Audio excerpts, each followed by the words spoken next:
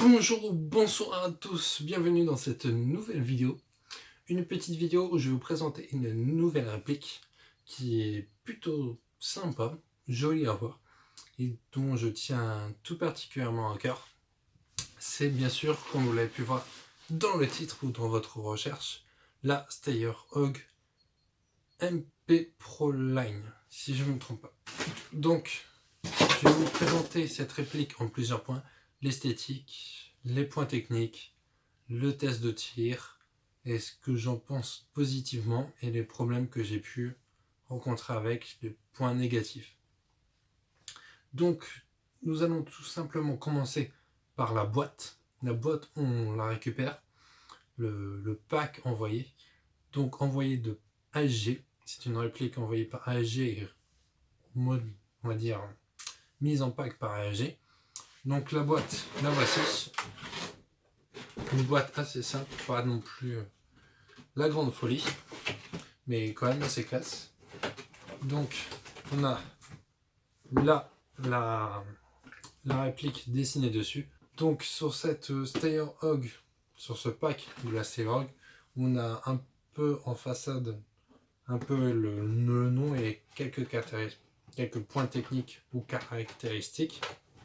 Donc envoyé, vendu par ASG. Cette Steyr Hog est dans une version dit MP, multi-purpose, et donc en version Proline. C'est une version qui change un peu du Steyr Hog connu, où il y a une grande partie en plastique et vraiment le canon en métal, le canon qui sort qui est en métal. Là on a vraiment une partie métallique sur le corps qui est vraiment intégré, avec l'arrière qui est en plastique. On a vraiment deux parties distinctes et à peu près égales par rapport aux autres versions. Donc il y a dans ce pack un chargeur de 300 billes avec cap, une extension de canon. Donc ils ont rajouté une partie silencieux dessus pour avoir un canon d'origine un peu plus long, ce qui est plutôt sympa, et une vélocité de 394 fps ou 120 ms.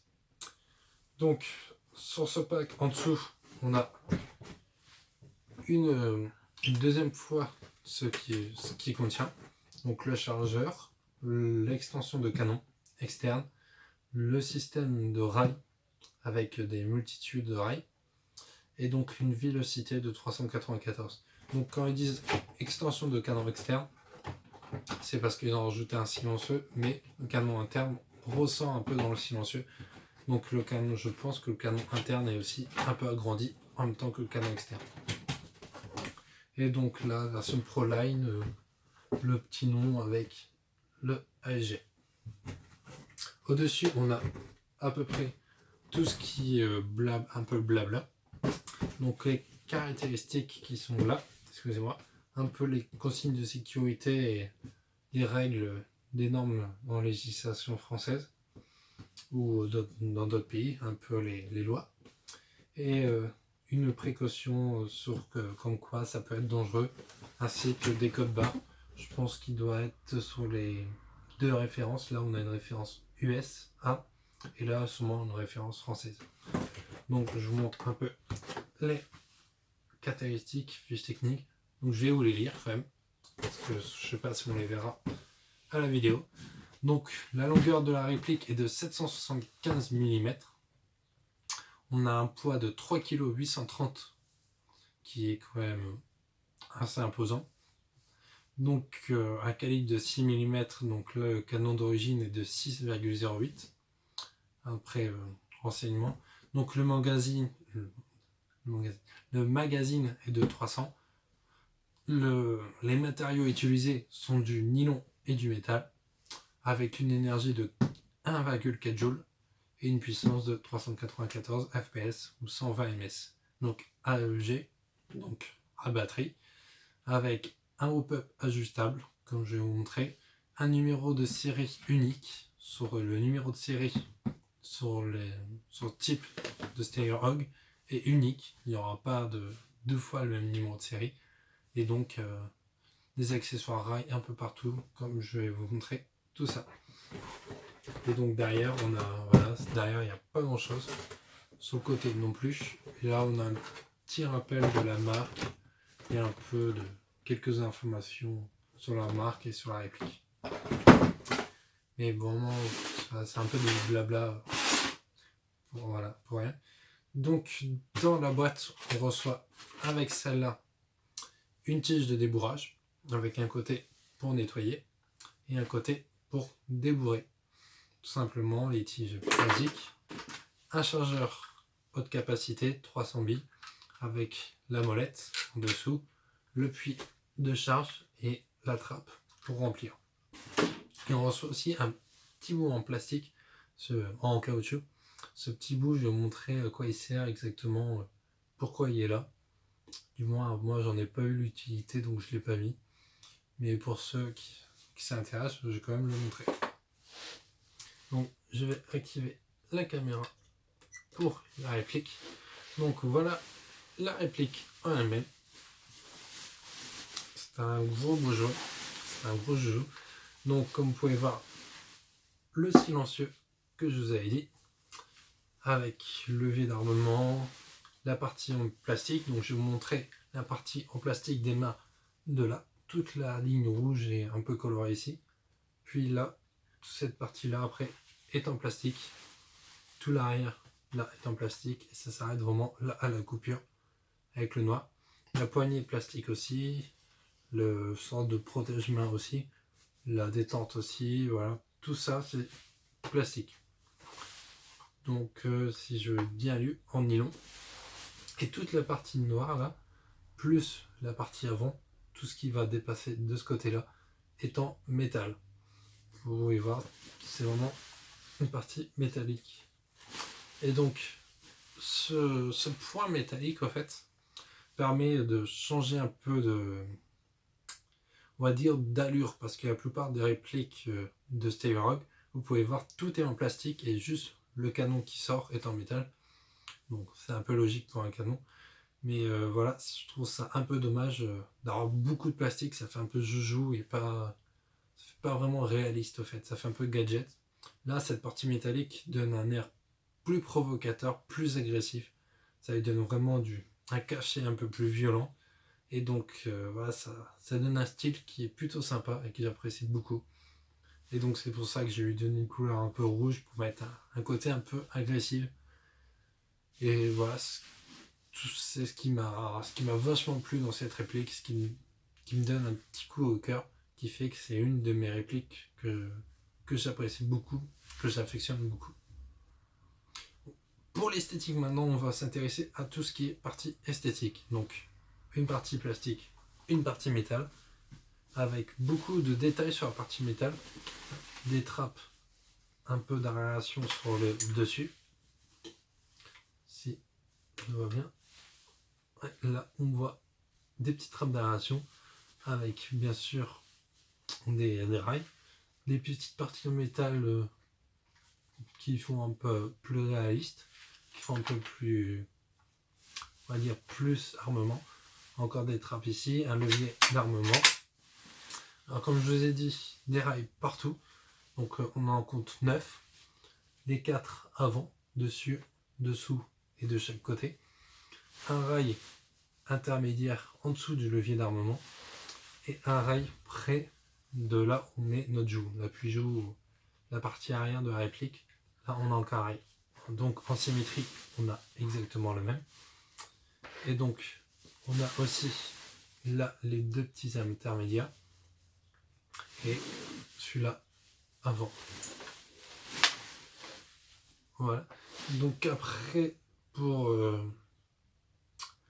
tous les boutons gadgets, donc on a ici un petit bouton pour ouvrir la réplique. Ici, nous avons la sécurité, que je vous montrerai plus tard. Et ici, un autre bouton quand on ouvre la réplique, qui est pratique.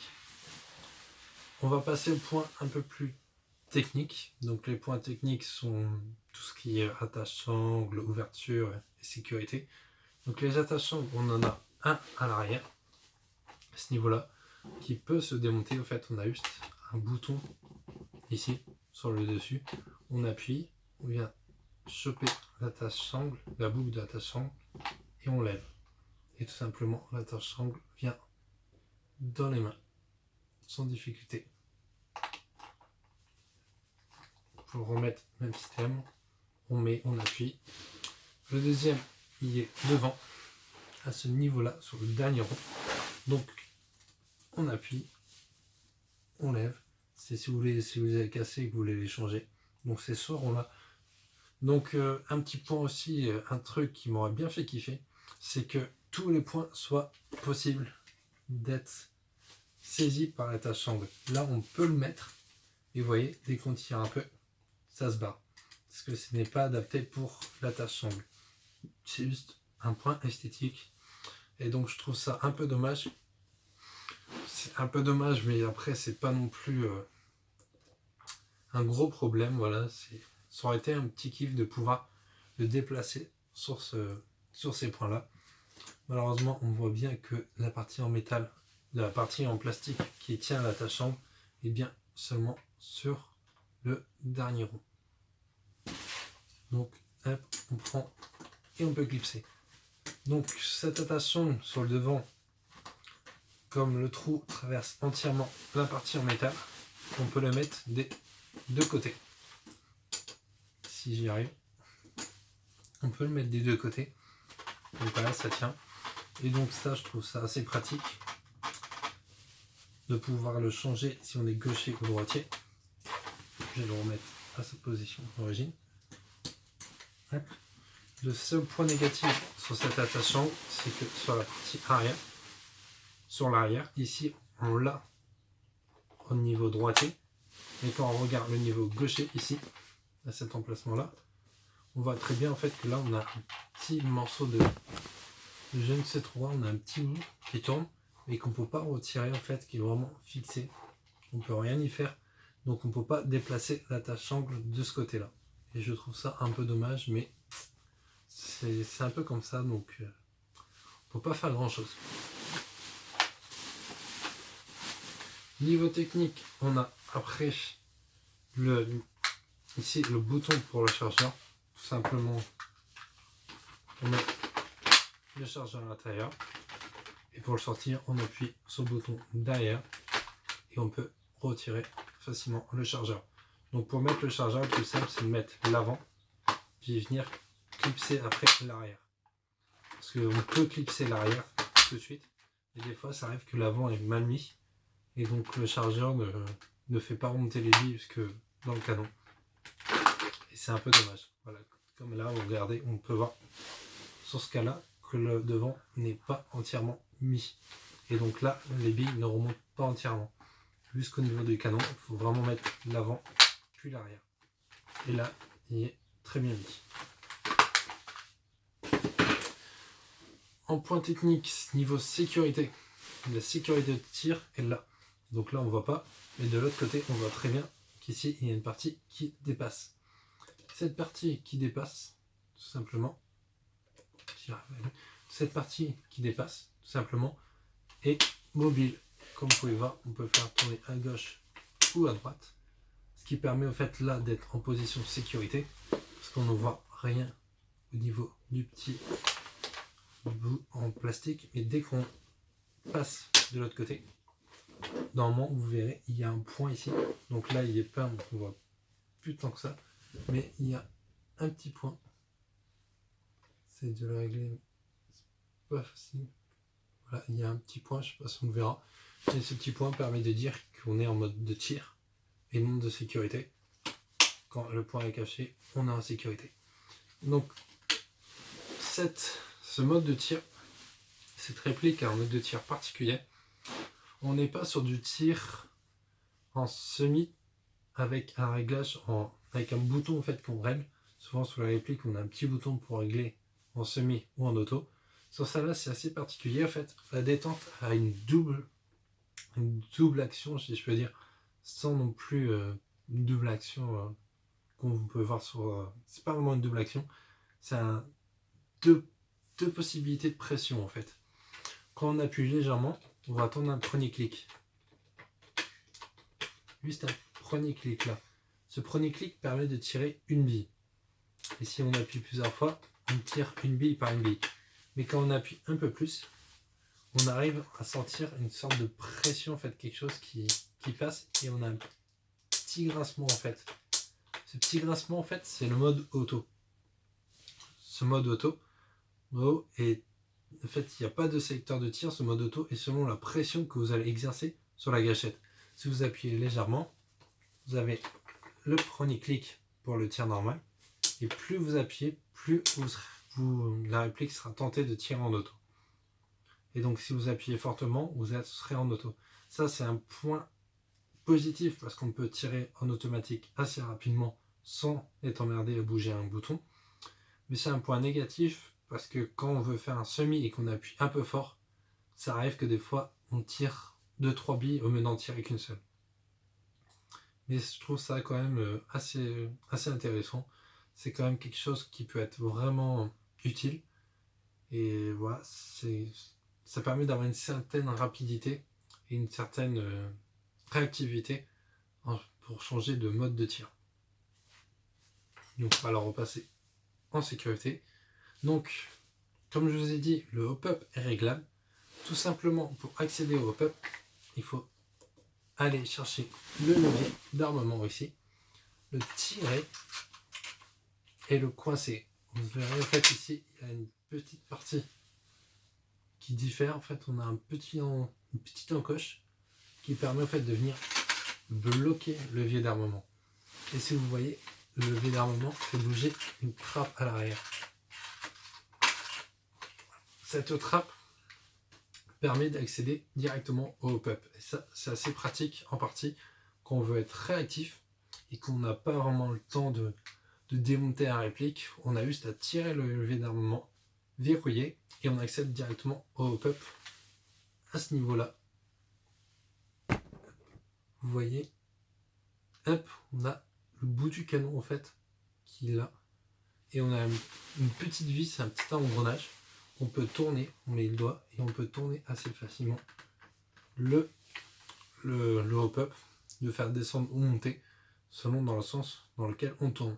Donc il y aura une petite étiquette quand la première fois que vous ouvrez, il y a une petite étiquette pour vous dire monter ou descendre avec des flèches, pour vous dire dans quel sens vous devez tourner selon l'effet que vous voulez imposer.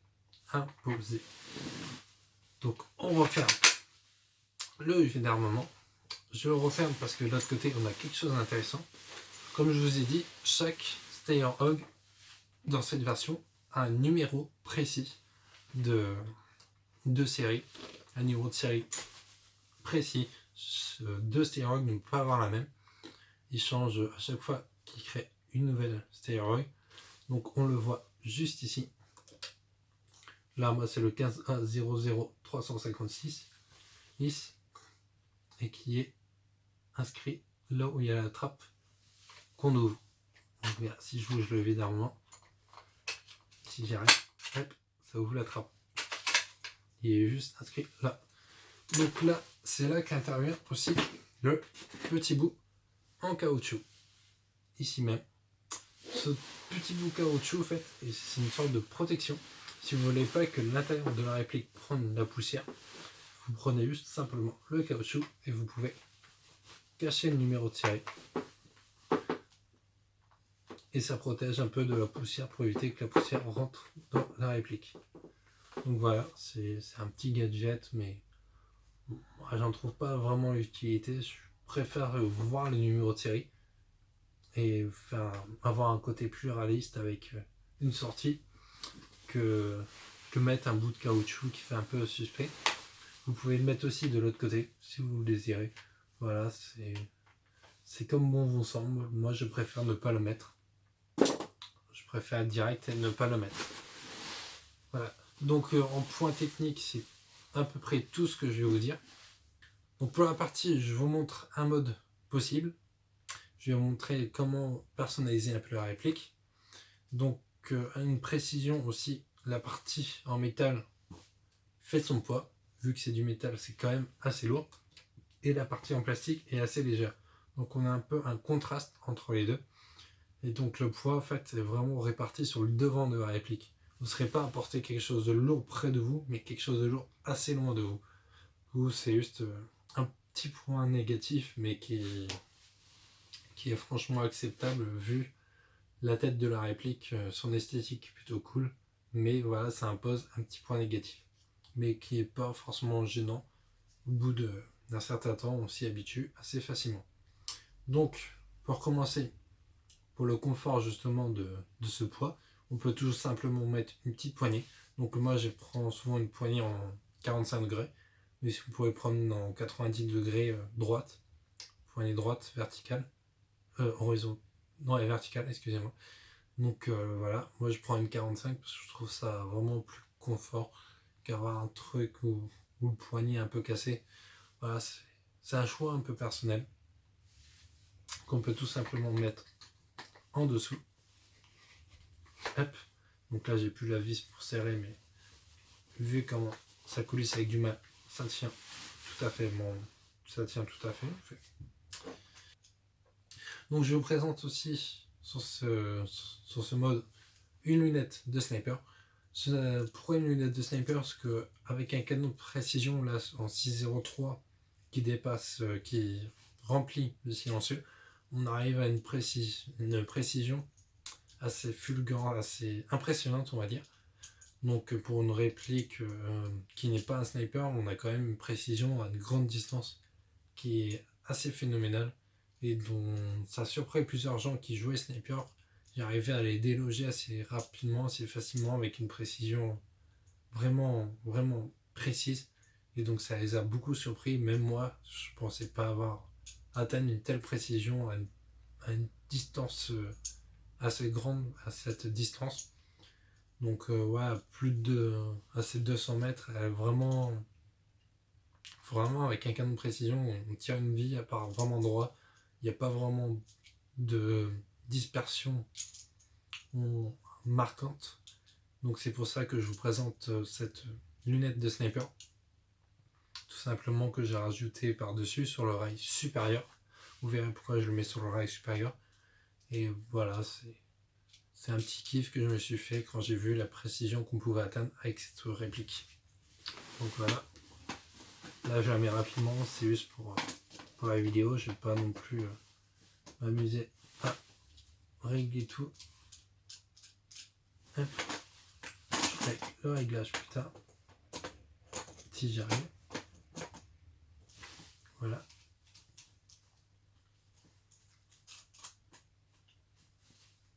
Hop. Donc, maintenant je vais vous parler de la red dot. Pourquoi une red dot? Parce que cette réplique n'est pas non plus un sniper. Elle peut être jouée à moyenne distance. Et donc, si la lunette vise bien loin et que vous avez quelqu'un qui arrive assez proche, au mieux de changer la lunette et galérer avec la lunette, une red dot pour pouvoir tirer rapidement et être réactif au corps à corps, du moins à moyenne distance, c'est toujours pratique. Donc, où mettre cette red dot? Parce qu'on a quand même la lunette à la place sur le positionnement où on met d'habituellement les viseurs. Bah, tout simplement, on a des petits rails qui sont là, près de la position où on met notre joue. Donc là, après, c'est selon les préférences. Donc, quand on tient notre réplique comme ça, on peut facilement, juste avec un petit mouvement de main, changer de passer de la lunette sniper à une des positions sur le côté. Donc moi, je la mets plus souvent ici, parce que voilà, je préfère tourner la réplique comme ça et tirer, mais on peut très bien la mettre comme ça, pour avoir le poids de la réplique sur l'avant-bras et viser assez simplement. Donc là, je vais la mettre ici. Je ne vais pas m'embêter comme elle est là. On va la mettre ici. Et après, comme bon vous semble, mettre à gauche ou à droite. Et c'est là que les rails, les multiples rails sont pratiques. C'est qu'on peut vraiment mettre plusieurs viseurs. Avoir un viseur longue distance, un viseur moyenne distance et courte distance, en changeant, tu vois, légèrement l'inclinaison. Et donc là, le rail, le levier est assez bas pour avoir le champ dégagé et ne pas être gêné par le levier d'armement. Si on regarde, je vous montrerai sur une photo, Oh, que le champ est assez dégagé et qu'il nous embête pas tant que ça. Donc on peut mettre la Red Dot ici si vous avez envie. Donc voilà pour les gadgets. Après on peut rajouter ici une lampe et de l'autre côté un laser. Vous pouvez mettre un laser ici, une lampe là. Tout est permis. Voilà, c'est vraiment le minimum que je conseille. Après ça, c'est un peu gadget la lunette de sniper. Mais voilà, je trouve que c'est quand même un peu l'essentiel avec cette réplique pour avoir vraiment du fun et pouvoir vraiment s'amuser en toute liberté. Donc voilà pour le tour de cette réplique. On va bientôt passer au test de tir. Donc en tir semi, en tir auto à plusieurs distances. Et donc je vous dis dans quelques secondes, moi je ferai le test de tir demain ou un peu plus tard. Donc voilà, je vous dis bonne continuation pour le test de tir.